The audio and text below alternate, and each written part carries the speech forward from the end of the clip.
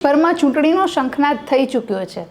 ભાજપે તો બહુ પહેલાથી જ ઉમેદવારો જાહેર કરી દીધા હતા, પણ કોંગ્રેસને આ વખતે ચૂંટણી લડવામાં રસ નથી તેવું દેખાઈ રહ્યું છે।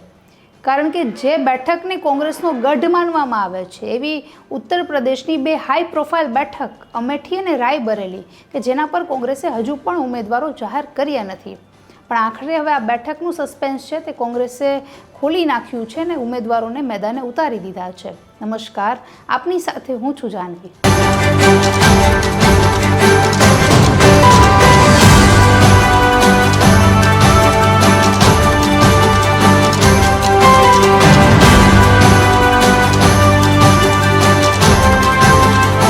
નોંધનીય છે કે પ્રિયંકા ગાંધીને હજુ કોઈ પણ બેઠક પરથી ઉમેદવાર તરીકે જાહેર નથી કરાયા।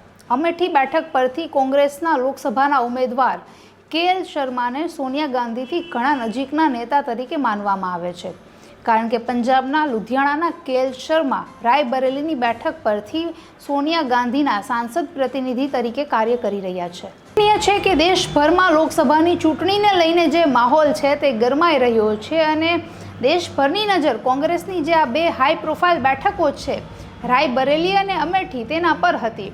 અત્યાર સુધી કોંગ્રેસે કોઈ પણને ઉમેદવાર તરીકે જાહેર ન કરતા લોકો તેની આતુરતાથી રાહ પણ જોઈ રહ્યા હતા, કારણ કે એક ચર્ચાનો વિષય બન્યો હતો કે જે પોતાનો ગઢ છે તેના પર હજુ પણ કોઈ ઉમેદવારને કોંગ્રેસે ઉતાર્યા કેમ નથી। બરેલીથી રાહુલ ગાંધીએ ફોર્મ ભરી દીધું છે અને અમેઠીથી કેએલ શર્માએ ફોર્મ ભરી દીધું છે અને આ બંને જગ્યાએ રાહુલ ગાંધી તથા કોંગ્રેસ પાર્ટીના તો પોસ્ટરો પણ લગાવવામાં આવી રહ્યા છે અને ભવ્ય રોડ શોની પણ શરૂઆત હવે ટૂંક સમયમાં જ કોંગ્રેસ કરે તેવી પણ પૂરી શક્યતા છે।